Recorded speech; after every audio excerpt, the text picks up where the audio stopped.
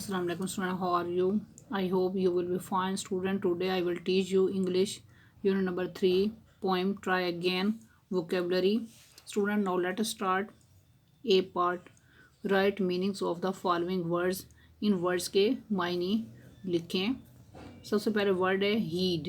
Heed Urdu में मायने है ध्यान देना. नेक्स्ट वर्ड है परसीवर, उर्दू में मायने है सबल कदम रहना. नेक्स्ट वर्ड है स्ट्राइव, उर्दू में मायने है मेहनत करना. नेक्स्ट वर्ड है केस, उर्दू में मायने है सूरत हाल. नेक्स्ट वर्ड है पेशेंस, उर्दू में मायने है सब्र या तहम्मुल. बी पार्ट है find synonyms of the following words. In words के सिनोनिम जो है बताने हैं. तो सबसे पहले वर्ड है करेज, सिनोनियम है ब्रेवरी. नेक्स्ट वर्ड है कनक्वर, सिनोनियम है विन. नेक्स्ट वर्ड है डिसग्रेस, सिनोनियम है डिसऑनर शेम. नेक्स्ट वर्ड है हार्ड, सिनोनियम है डिफिकल्ट. नेक्स्ट वर्ड है रिवार्ड, सिनोनियम है गिफ्ट. नेक्स्ट टॉपिक है सिमिली. सिमिली मीन तशबी, a figure of speech in which two apparently unlike things are explicitly compared. यानी कि इसमें दो मुख्तलिफ चीज़ों का आपस में मवाजना किया जाता है. इसको हम सिमिली कहते हैं. यूजली इन आ फ्रेज, आमतौर पर फ्रेज की सूरत में इंट्रोड्यूस बाय लाइक और एज. इसमें लाइक और एज को इस्तेमाल किया जाता है.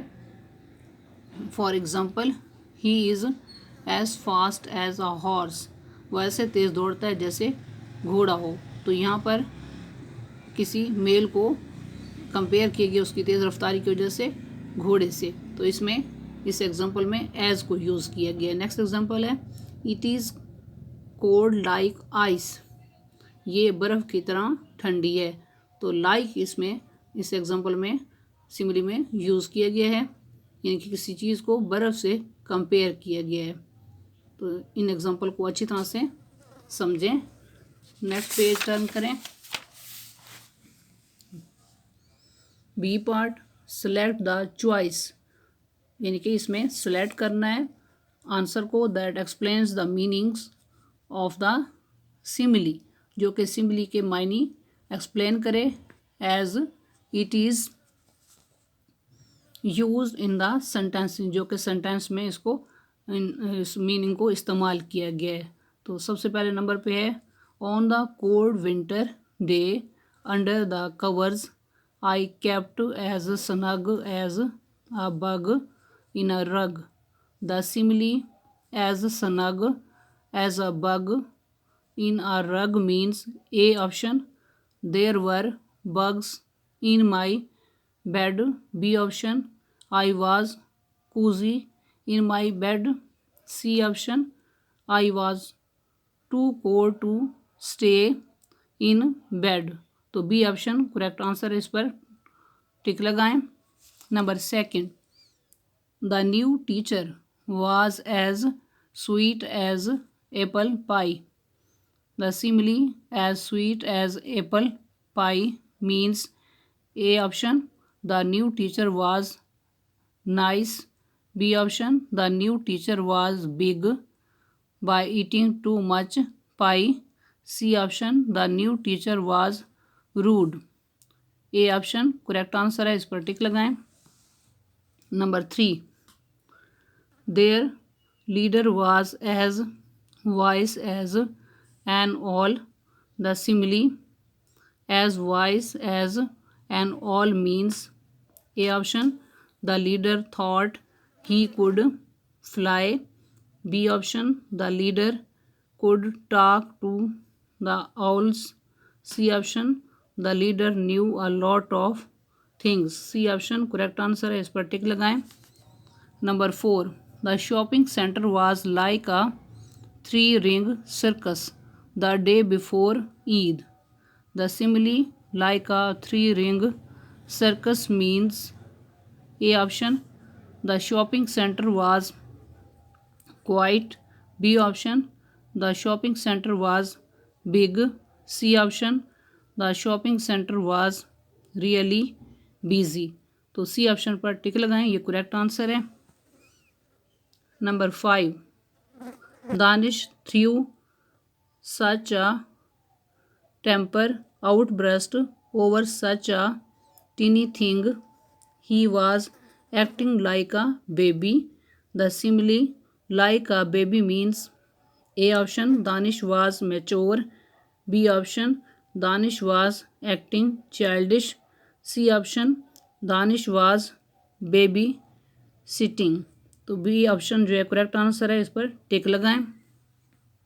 Number 6, motion was as explosive as a volcano when he found out his bike had been stolen. The simile as explosive as a volcano means A option motion was happy, B option motion was angry, C option motion was calm. तो B option correct answer, इस पर टिक लगाएं।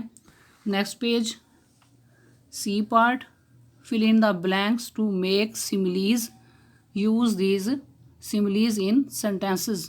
तो यहाँ सबसे पहले number पे है डैश एज आ टर्टल, तो यहाँ पुट करें as slow as a turtle. Number second as quiet as dash, तो यहाँ पुट करें a mouse, as quiet as a mouse. Number 3 as black dash आगे दिया हुआ है तो आप इसको पुट करेंगे as coal, as black as coal.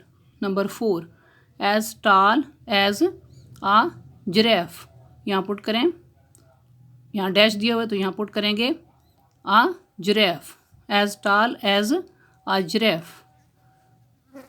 Number 5 dash as a lemon, तो यहाँ पुट करें as sour as a lemon. Number 6 dash as honey, तो यहाँ पुट करें एज स्वीट एज हनी। तो यहाँ पर इन एग्जांपल को अच्छी तरह से समझें। नेक्स्ट है एलिट्रेशन। एलिट्रेशन उर्दू में कहते हैं तकरार, यानी कि रेपिटिशन किसी वर्ड की या साउंड की।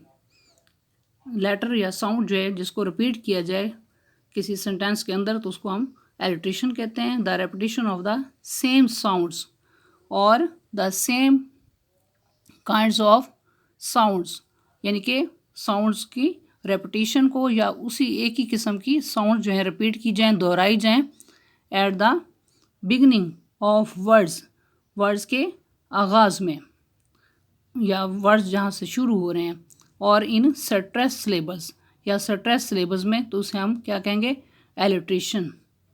For example she sells sea shells by the sea shore, तो इस एग्जांपल में आप नोट करें कि इसमें एस साउंड जो है इस पूरे सेंटेंस में रिपीट हुई है।